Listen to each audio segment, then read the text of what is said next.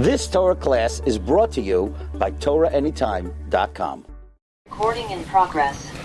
Okay, Agun Erev Shabbos Rabbi, we have very important limudim today. Today's Shiurim, all three Shiurim, are dedicated by my good friend Rav Kenny Pinsauer in honor of his birthday this coming Shabbos. Ribon Shalom should give him gezint arichas yom v'shanim for simchas hanachas ad bias goyel tzedek. Okay, the first Shiur are insights on Parshas Kisavai. Here we go. The Toichacha, we know, are 98 klalos, and one thing we want to identify is what is the chait that brings on these klalos. And the Torah writes explicitly, Tachas asher lo yavadetas Hashem Elokecha b'simcha v'tuv levav, because you did not serve Hashem your God with joy. In fact, the Chassam Sofer says this is a mitzvah in the Torah. This pasuk is a mitzvah in the Torah, to serve Hashem in joy. Chassam Sofer even says it's the first mitzvah a boy encounters upon becoming a bar mitzvah, accepting the yoke of mitzvahs with joy. This is the most explicit pasuk in the Chumash about the importance of mitzvahs with happiness. But there's another pasuk in this week's Parsha that talks about doing mitzvahs with happiness. Toward the beginning of the Parsha, we have the Samachta b'chol hatoiv.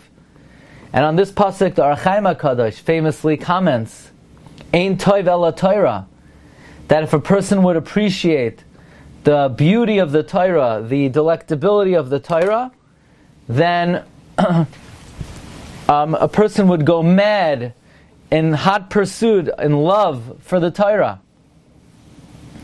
So this Parsha, more than any other Parsha, interestingly, even though in a sense it's the most tragic Parsha, because it has the longest Toichacha, but it also is the happiest Parsha, because 2 times we have the command of serving Hashem in joy. And I like to say everything in the Parsha is encapsulated in the first word. And therefore the first word of this week's Parsha is V'haya. Chazal tell us, Vayehi is a lashon of tsar, V'haya is a lashon of simcha. Therefore, since this is the Parsha of simcha, it begins with the word V'haya. Fine. Then we have the pasuk Ve'amarta elav. The guy bringing the bikurim, he says to the kohen. Rashi says, why does he make this declaration?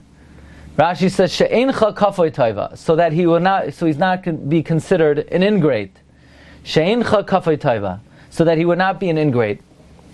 So you could ask, why is he an ingrate? Maybe he's very appreciative of all the blessings that Hashem gave him. Maybe he went to his farm and he cut off a pomegranate and a fig and a date, and he thinks in his mind, Almighty, I acknowledge what you've done for me and I'm very grateful. Why does Rashi say the reason that he says this declaration is not to be an ingrate? Why does he have to say anything? And apparently, welcome back, Reb Josh. Apparently, in order not to be an ingrate, you have to talk. In other words, it's not enough to feel grateful. You need to express it. We see from here that if somebody does something for you, it's not enough to be appreciative. You need to articulate our appreciation. Otherwise, that is kifoy taiva. If somebody makes a meal for you, it's not enough to think, oh, boy, am I grateful to my wife for making me the meal. You got to tell her. And if somebody does you a favor, it seems like it's not enough to feel gratitude. You need to express it. It's obviously a simple thought, but maybe it's overlooked. Okay. There's something that struck me on the Parsha of Bikurim. It says by bringing the Bikurim, Vishamarta v'asisa isam. You will guard and you will do them. Rashi tells us, a heavenly voice declares and gives a blessing. You brought Bikurim today, you'll bring it next year. You brought Bikurim today, you'll bring it next year. That's what the Bas Kol cries out. And because it says, Vishamarta, you will observe, V'asisa, and you'll do it. Meaning, if you observed, then you will be able to do it next year. Which is a good thing, because that means if you bring Bikurim once, you'll never die. Because every year the Bas Kol will say, you brought it this year, you'll bring it next year. Now obviously, it's not, there are no guarantees in life. But one thing we see is that bringing Bikurim is a skula for Arichas Yamim. Because by bringing the Bikurim, you have a heavenly blessing to be able to do it in that year and in subsequent years. So the question is, why does bringing Bikurim, why does that garner a blessing for long life? By the way, the Chassam Sofer also makes this observation, that Bikurim is a blessing for long life. So I was thinking about it, and at first it occurred to me that we know that when the Klal Yisrael criticized Eretz Yisrael and they used the fruits of Eretz Yisrael to disparage the land, their lives were cut short. In fact, what fruits did they use to disparage the land? They used a grape and a fig and a rimine. And Rav Menachem Zema points out, if you look at the Mishnah Bikurim, the Mishnah Bikurim specifically uses the example of the grape, the fig, and the pomegranate, because bringing Bikurim is a tikkun for the Chet HaMeraglim. The Meraglim sinned by disparaging Eretz Yisrael, and Mikra Bikurim shows love for Eretz Yisrael. So, at first it occurred to me that if the sin of the spies cut their life short, the reward for Bikurim is lengthening their life. But then, this morning the following idea hit me, and I think this is really beautiful. And that is, what is the objective of bringing Bikurim? The Al-Shech HaKadosh speaks at length that Bikurim, it was done with more pomp and ceremony than any other mitzvah.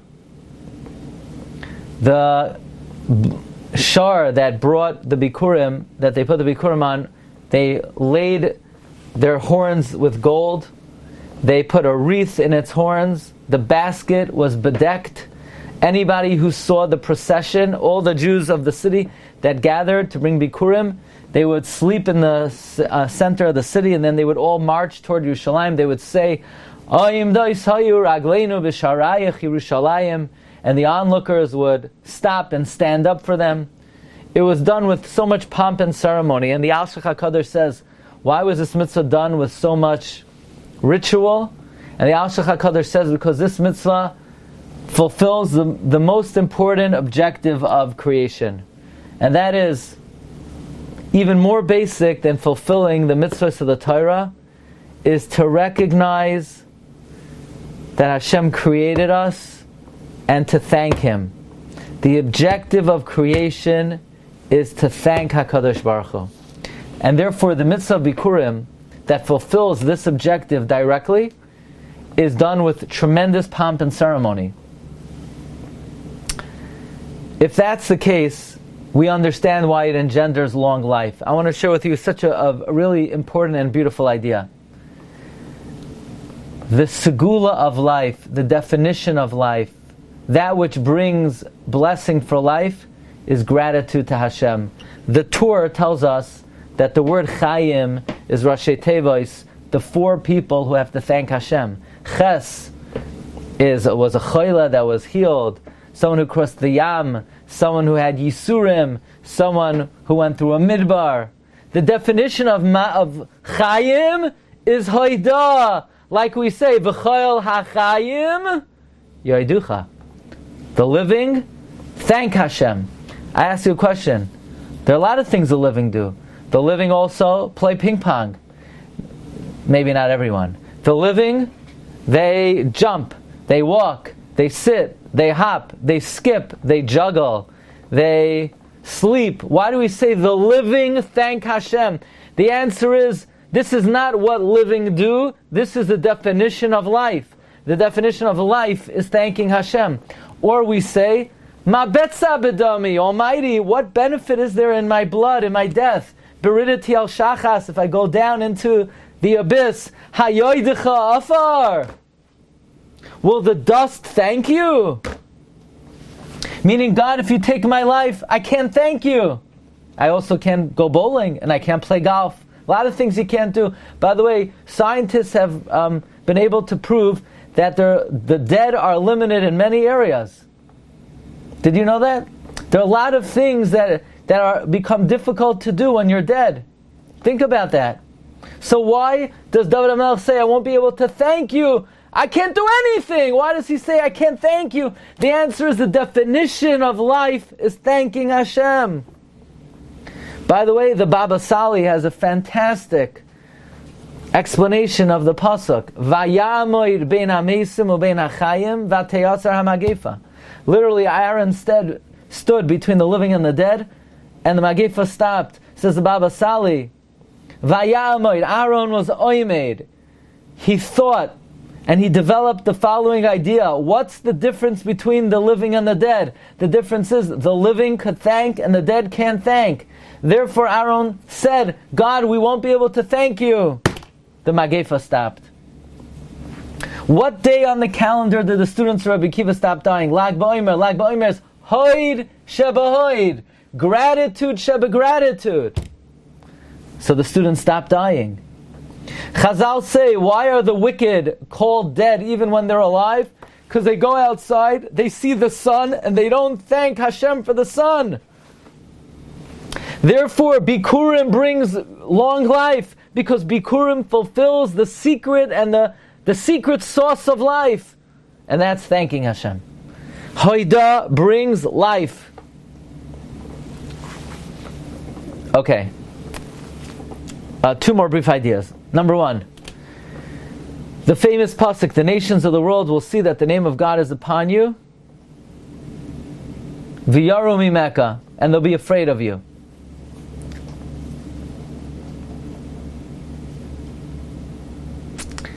What exactly is going to inspire fear when the nations of the world look at you? I think we could say like this. You know, the pasuk before says, Ki sishmar es mitzvahs Hashem, v'halachta b'drachav. The first thing is, you keep all the mitzvahs. We know there's 613 mitzvahs corresponding to the 613 limbs of a person. 248 limbs, 365 sinews. If a person fulfills all the mitzvahs, their entity is complete. God, so to speak, has 613 components. How do we know that?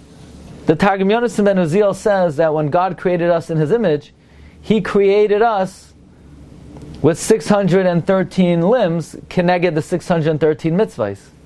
So when we do the 613 mitzvahs, in a certain sense, we resemble the image of God to whatever extent that's possible. Moreover, the pasuk continues, "V'halachta b'drachav," when we emulate the characteristics of God, the midos of Hashem, Hashem karacham achanon. So when our limbs, when our tzura and our hanhaga, when our image, when the way we go about our practices resembles God, the nations of the world will look at us and they will fear us. One last idea. It's a rough parsha. 98 curses. Some of the things described are very painful and challenging. What is this teichacha exactly? Something really struck me reading the psukim. We have one pasuk, God will return you to Egypt. God will restore to you the illnesses of Egypt. Another pasuk, God will hit you with the boils of Egypt. Pasuk after pasuk that the Egyptian misfortune will happen to you. You'll go back there. Moreover, there's a reference to a lot of the Makkos. It says you'll be groping in the afternoon like the blind grope in darkness. Sounds like Makas Choshech. We have Shchin is mentioned. We had Yad Beikashemachas Hadever is mentioned. We have Yikiach Selenu Arba is mentioned. We have Makkos mentioned. Is it possible that the concept of the Teichacha is look, God says, listen, you're my beloved children. You know what I did to the enemy to get you out of there? They had to suffer many makos. They had to suffer many illnesses. But I did it for you because I expected something from you. The reason it didn't affect you is because I had aspirations for you. You have a job in this world. You were spared from the makos. That wasn't easy for me. I didn't want to do that. I don't like to change nature that way and start playing favoritisms. Hashem doesn't like to make kina b'masa bereshis. But the reason I spared you is because I hoped you would be deserving. But if you're not deserving, I have no choice but to bring you back to Mitzrayim, that you should endure what took place over there. The only reason you were saved is because what I was hoping from you. But if those hopes were dashed, unfortunately, you're going to have to undergo what they underwent.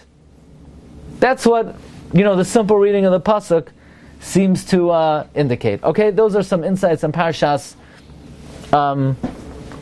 Kisavai. And that is the first part of the Shiur. Recording stopped. You've just experienced another Torah class brought to you by TorahAnytime.com.